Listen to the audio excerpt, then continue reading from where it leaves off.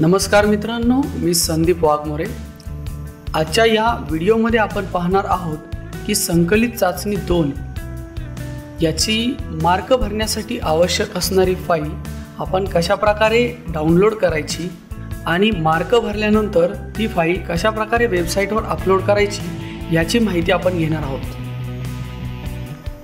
मित्रांनो, यासाठी आपल्याला www.education.maharashtra.gov.in या वेबसाईटवर जावं लागणार आहे।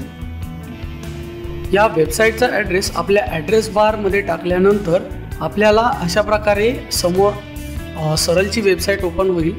त्यामध्ये विद्यार्थी या तिसऱ्या टॅबवरती आपल्याला क्लिक करायचे। विद्यार्थी या टॅबवर क्लिक केल्यानंतर आपल्यासमोर अशा प्रकारची स्क्रीन येईल। त्यामध्ये यूजर लॉगिन या बटनावर आपल्याला क्लिक करायचे। यूजर लॉगिन बटनावर क्लिक केल्यानंतर आपल्यासमोर यूजर नेम म्हणजे आपल्या शाळेचा UDIS नंबर आपल्याला या ठिकाणी टाकायचा आहे। हे पहा, अशा प्रकारे यूजर नेम मी टाकलेला आहे। आता आपला जो पासवर्ड आहे स्टुडंटचा तो आपण या ठिकाणी टाईप करणार आहोत।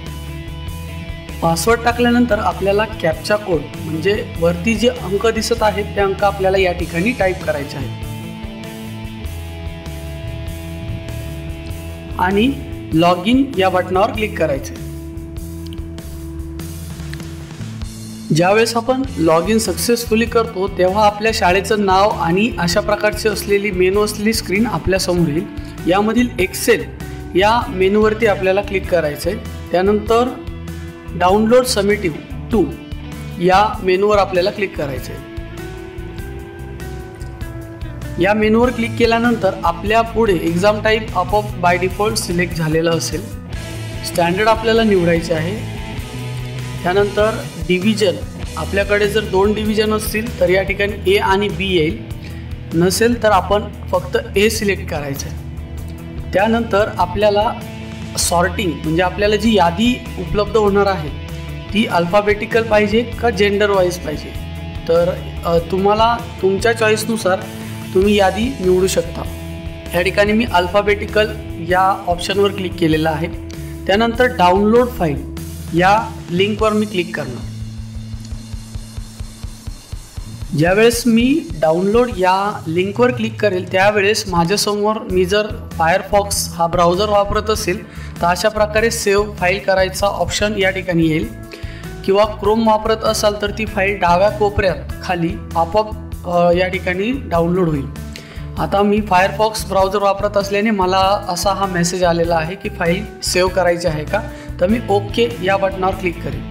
ज्यावेळेस मी ओके या बटनावर क्लिक करेल माझ्या उजव्या कोपऱ्यात असलेल्या डाउनलोड या ऑप्शनमध्ये ती फाईल डाउनलोड झालेली असेल। त्याच्यावर क्लिक केल्यानंतर हे बघा, एक्झाम त्या फाईलचा UDIS कोड आणि इयत्ता 4थीची फाईल व 2016 अशा प्रकारे ते ऑप्शन आलेलं आहे। तर ती फाईल मी ओपन करणार आहे। हे पहा, मी डाउनलोड यातून ती फाईल कॉपी करून या ठिकाणी पेस्ट केलेली आहे। आता ही फाईल डबल क्लिक करून आपल्याला ओपन करायची। ज्यावेळेस आपण ही फाईल ओपन करू त्यावेळी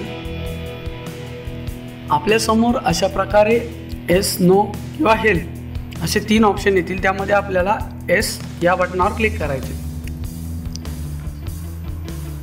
आता आपल्यासमोर ही एक्सेल फाईल आलेली आहे। यामध्ये थोडेसे चेंजेस आपल्याला करायचे आहेत। त्यामध्ये इनेबल एडिटिंग हा ऑप्शन जे 2013 ऑफिस वापरत आहेत त्यांना ऑप्शन येईल, किंवा जे जुनं व्हर्जन वापरत आहेत त्यांना डायरेक्ट अशा प्रकारची फाईल ओपन येईल। त्यानंतर आपल्याला या ठिकाणी या कॉलममध्ये आपल्याला त्या विद्यार्थ्यांचे मार्क भरायचे आहेत आणि प्रेझेंट जर तो विद्यार्थी नसेल तर एन टाईप करायचा आहे। अशा प्रकारे पूर्ण मार्क भरल्यानंतर ही फाईल आपल्याला सेव्ह करायची आहे। फाईल कंट्रोल एसने सेव्ह केल्यानंतर आपल्याला आता या फाईलची CSV करायची आहे। तर ती कशी करायची आहे याची प्रोसिजर आपण समजावून घेऊया। हे पहा, आता मी माझ्या विद्यार्थ्यांची माहिती शेवटच्या विद्यार्थ्यापर्यंत मार्क भरून झालेले आहेत। आता मी या फाईलची CSV करणार। त्यासाठी मी फाईल या ऑप्शनमध्ये जाणार, सेव्ह ॲज या बटनावर क्लिक करणार। सेव्ह ॲज या बटनावर क्लिक केल्यानंतर आपल्यासमोर अशा प्रकारे स्क्रीन येईल की ती फाईल आपल्याला कुठे सेव्ह करायची।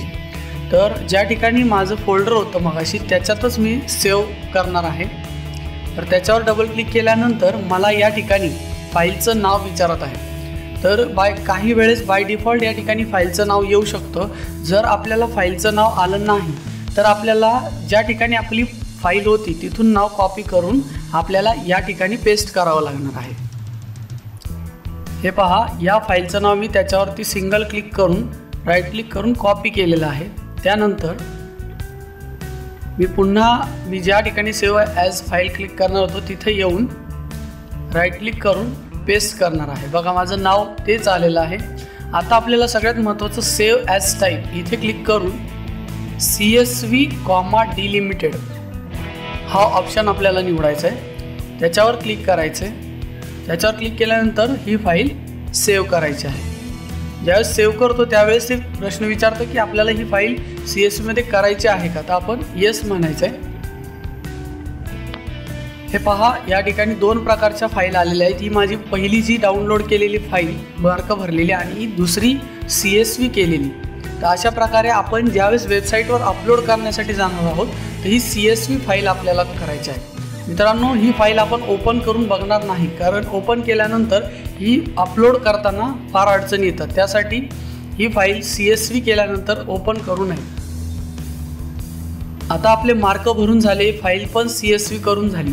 आता आपल्याला ती फाईल आपल्या वेबसाईटवर अपलोड करायची आहे। मगाशी सांगितल्याप्रमाणे लॉग इन आणि ही सर्व प्रोसिजर केल्यानंतर परत आपण एक्सेल या ऑप्शनवर जाणार आहोत आणि अपलोड सबमिटिंग या बटनावरती आपण क्लिक करणार आहोत। त्यानंतर ब्राउज, आपण जी फाईल ज्या ठिकाणी सेव्ह केली होती त्याच्यावर क्लिक करायचे। ब्राउज म्हटल्यानंतर आपल्याला आपल्या कम्प्युटरमध्ये जी मगाशी CSV फाईल केली होती त्याच्यावर क्लिक करायचे। हे बघा, त्या फाईलचं नाव इथं आलेलं आहे आणि अपलोड स्टेप 1 या ठिकाणी क्लिक करायचं। ज्यावेळेस आपण इथं क्लिक करू त्यावेळेस विद्यार्थ्यांची नावं येतील आणि त्यानंतर अपलोड सेकंड स्टेप हे केल्यानंतर आपली जी फाईल आहे ती सक्सेसफुली अपलोड होऊन जाईल। तर अशा प्रकारे आज आपण पाहिलं की सरलमध्ये विद्यार्थ्यांची संकलित चाचणी 2 याचे मार्क भरण्यासाठी आवश्यक असणारी फाईल कशा प्रकारे डाउनलोड करायची, डाउनलोड केलेल्या फाईलमध्ये मार्क कशा प्रकारे भरायचे आणि मार्क भरल्यानंतर ती फाईल आपण CSV करून वेबसाईटवर कशा प्रकारे अपलोड करायची। निश्चितच आपल्याला हा व्हिडिओ आवडला असेल तर आपण तो व्हिडिओ सर्वांना शेअर करा। माझा YouTube चॅनल सबस्क्राईब करण्यासाठी आपल्याला या व्हिडिओच्या खाली सबस्क्राईब हा बटन दिसत आहे, आपण त्याच्यावर क्लिक करून या व्हिडिओ चॅनलला सबस्क्राईब करा। म्हणजे यापुढील जे काही व्हिडिओ आपणास तयार केले जातील ते आपणास सहजरित्या उपलब्ध होतील। अधिक शैक्षणिक माहितीसाठी माझी वेबसाईट www.sandeepwagmore.com या वेबसाईटला भेट देत राहा। आपण हा व्हिडिओ पाहिला त्याबद्दल धन्यवाद।